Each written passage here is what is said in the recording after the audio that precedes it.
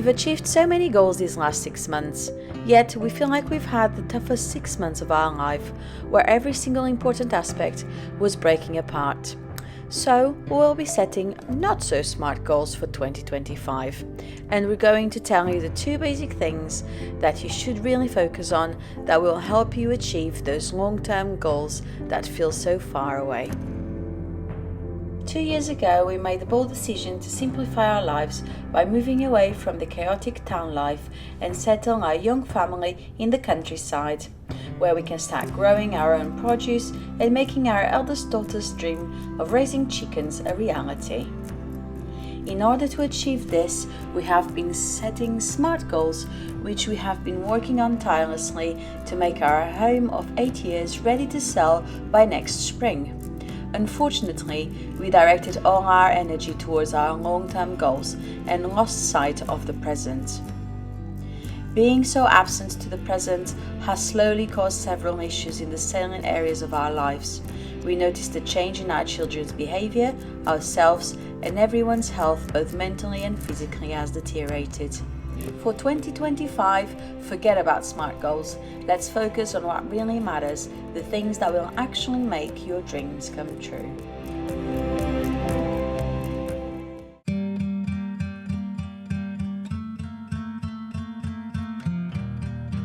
So this year has been such a whirlwind. We've been so focused on selling the house, chasing our dream to move to the country. We realised something really important, that we'd got all of our priorities completely wrong. So today we're going to be getting real about our journey, and then we're going to talk about how we are going to look to set not so smart goals for 2025. We have been working tirelessly on getting this house ready. The issue is we've been so focused on doing that and getting ourselves able to sell this home so we can move to our forever home in the countryside, that we've had one major revelation that actually only focusing on long-term goals isn't a good thing, and that's, for us, has left us completely drained and disconnected.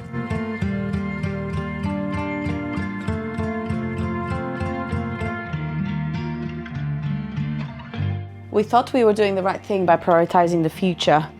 The thought of moving to the countryside and growing our own food and having our own chickens was just too big of a dream to focus on anything else. But in the chasing that dream, we've lost track of something crucial, the now.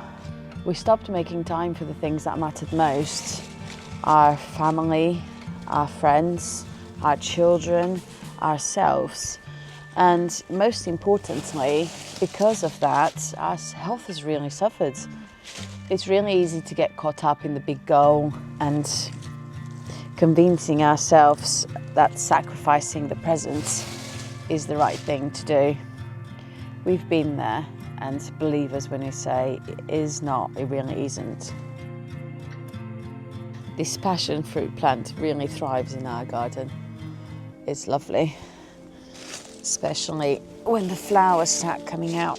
Unfortunately, the fruit has never grown well to be edible.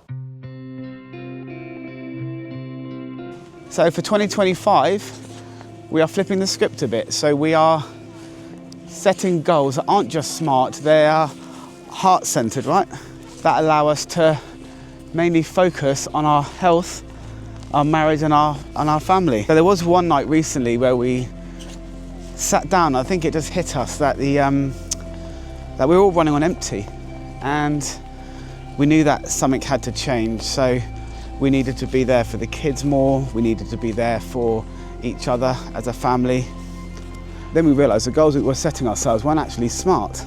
They weren't sustainable, and they didn't align with what we wanted to live by day as a family. So for 2025, we are taking a bit of a different approach, right? We're still working towards our big dream, but we want the main focus to be on what really matters, right now. And when we say 2025, we actually have already made plans and started making some of those changes already. So that's how we mean to move on.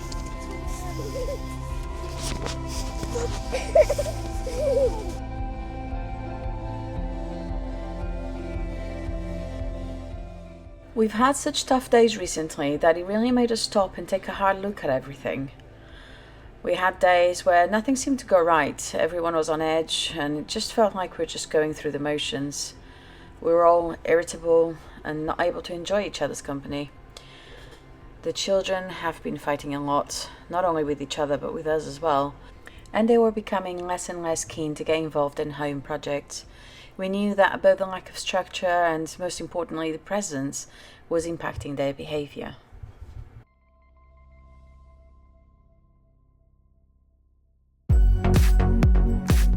So we realised that we've been consumed by everything that we were working towards, so that we lost sight of something very important, and that was our relationships. And that's not just with our children, it's with each other, and it's actually even with our closest friends.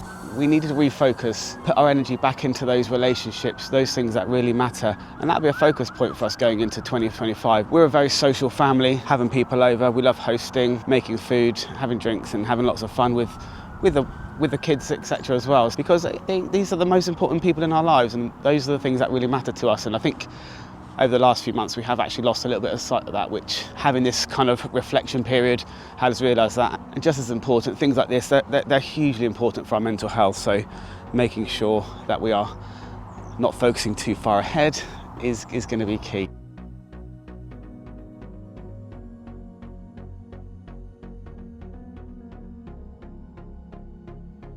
This isn't about adding more to our plate, this is about the choices that we're making and making sure that we're kind of showing up as our best selves, you know.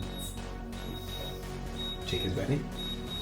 For us, when we're healthy and eating well, you know, we're stronger physically, and not just physically, we're also more present, we're more focused, and you know, from our point of view, we're in a better position to handle kind of anything that life throws at ourselves. So that is what we're keen to kind of implement and kind of steer our family ship towards. So for 2025, we are embracing that health and happiness, you know, is key. And we hope, you know, this kind of inspires you to think about, you know, small ways you can prioritise your well-being too.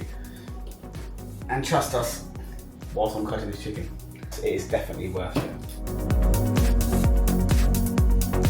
There's a saying we've all heard before, that health is wealth, and we truly believe that. But if we're completely honest, our health is something that we've put in the back burner for a long time. Not just since we've been renovating the house, but for many years. Started noticing the impact that our health is having on our life on a day-to-day basis. The constant exhaustion, the stress taking over, the aches and pains. And we're not getting any younger, so if we don't do something about it now, I'm not even sure I'm going to have the energy to look after my grandchildren. With full-time jobs, 3 children, a house renovation and so much more that is constantly going on in our lives, we can't continue treating ourselves this way and expect to thrive. If we want the energy and the focus to tackle our long-term goals, we really need to focus on the now and taking care of ourselves. That's why going into 2025, we are making health kind of a non-negotiable for us as a family. We're not looking at drastic changes, you know, or chasing perfection. You know, I'm not aiming to look like David Hasselhoff, but it's just making those small, sustainable steps, and we're hoping that will make the real difference. Where are you going today? Oh, okay. And what level swimming are you? Oh, stage 4? Yeah. Nice. And what is your favourite swimming stroke? Breaststroke. Breaststroke, nice. Hopefully you're going to do some breaststroke today, right?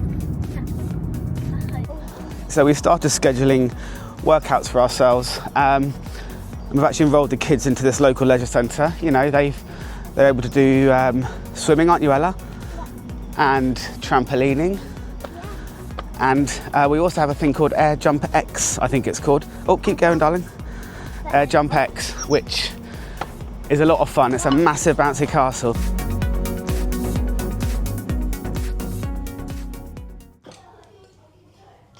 We've also started paying more attention to what we eat. About a couple of weeks ago, we bought some sourdough starter, which I've been very excited about and using a lot. Just today we made some cookies and some snack bars, and I'm just about to feed it. So I've been using this to do lots of baked goods. Oh, they are huge. sourdough cookies. So we've all been really enjoying spending some time in the kitchen, and I feel like by doing that we're killing two birds with one stone, because we're having some nice family time, but also cooking some food that is healthy. Well, maybe not so much the cookies, but at least we know where they've come from or what's in them.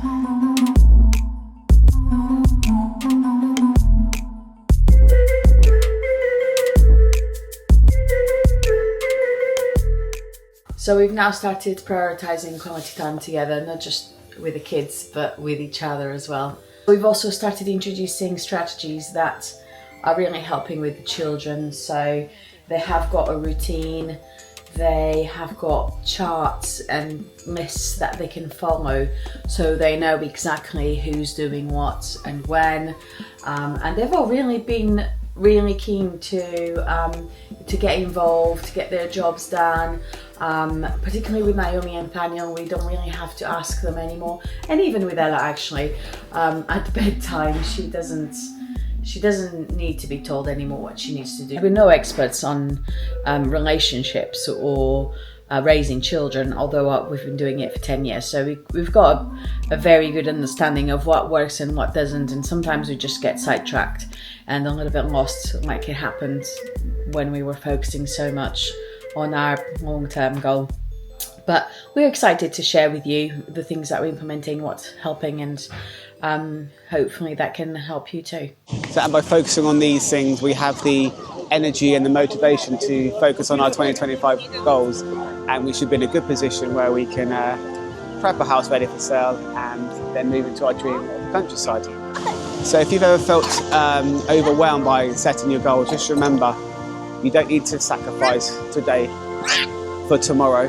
And sometimes setting not so smart goals, actually brings you closer as a family, and that's ultimately what really matters for our family, and I hope that would for you too. So take a moment to think about your own priorities. Are they aligned with your life now? And it's never too late to make a change. And whilst our little daughter's talking, we're excited for 2025, because we're actually going to it with some clarity. Thank you for being on this journey with us. Let us know in the comments what your plans are and your goals for 2025 are. It'll be lovely if we could inspire each other and make 2025 our best year yet.